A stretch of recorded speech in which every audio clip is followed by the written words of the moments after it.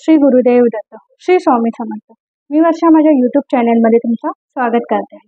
स्वामी तुमच्या सर्व चांगल्या इच्छा मनोकामना पूर्ण करोत अशी स्वामीचरणी प्रार्थना करून मी आजच्या व्हिडिओला सुरुवात करते आहे.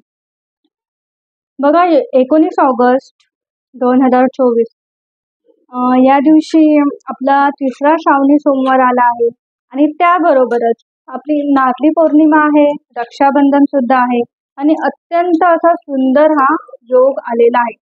दुग्ध शर्करा योग हा आलेला आहे. तर या दिवशी आपल्याला भगवान शंकरांसोबतच माता लक्ष्मी आणि आपली कुलदेवी यांची सुद्धा आपल्याला सेवा करायला मिळणार आहे.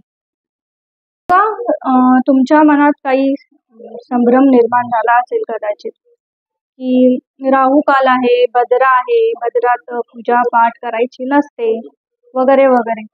परंतु आपण सेवा देवाची जी सेवा उपासना करणार आहोत तर त्यावरती भद्रेचा राहूचा काहीही परिणाम होत नाही. कोणतीही सेवा केव्हाही केली तरी ती व्यर्थ जात नाही. तर मला तुम्हा सर्वांना हेच सांगायचं आहे की भद्रेमध्ये राहू कालामध्ये सेवा उपासना केली तरीही चालणार आहे. आणि हे मी काही माझ्या मनाचं सांगत नाहीये, तर मी सुद्धा मोठ्या तज्ञांचा सल्ला घेऊनच ही माहिती तुमच्यापर्यंत शेअर करत आहे. सगळ्यात आधी आपण भगवान शंकरांची उपासना करणार आहोत. भगवान शंकरांची उपासना आपण प्रदोष कालात करतो.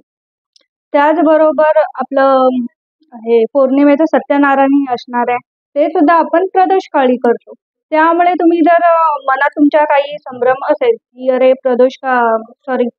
राहू काल आहे, भद्रा आहे, तर 1:31 भद्रा काल राहू काल हे संपणार आहे. त्यामुळे तुम्ही या सेवा संध्याकाळी केल्यात तरी चालणार आहे. जर कोणाच्या मनात संभ्रम असेल की नाही मला करायचीच नाही राहू कालामध्ये भद्रेमध्ये सेवा, तर आपण या ज्या सेवा आहे या प्रदोष काळी करतो. त्यामुळे प्रदोष काली राहूचा भद्राचा काहीही प्रभाव नसणार आहे. ज्यांना असं वाटत असेल की मला नाही करायचे ह्याच्यामध्ये सेवा तर त्यांच्यासाठी सांगते. पण खरं सांगू, सेवा देवाची स्वामींची सेवा करायला उपासना करायला आपण केव्हाही ती करू शकतो. त्याच्यासाठी कुठल्याही मुहूर्ताची गरज आपल्याला नाही. कोणतीही सेवा केव्हाही केली तरी तिचं फळ हे आपल्याला मिळतं. बघा तुम्हाला कदाचित माहीत असेल तर दुर्गा सप्तशती सारखी उच्च कोटीची देवीची सेवा ही सुद्धा राहू कालातच केली जाते.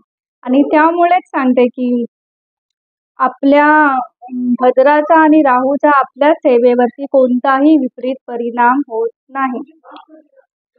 देव आपल्याला या सेवेचं चांगलंच फळ देतो. त्यामुळे मनात कोणतीही शंका ठेवू नका आणि तुमची जी नेहमीची नित्यसेवा आहे, जी काही दुसऱ्या श्रावणी सोमवारी करणार आहोत त्या सर्व सेवा तुम्ही करू शकता.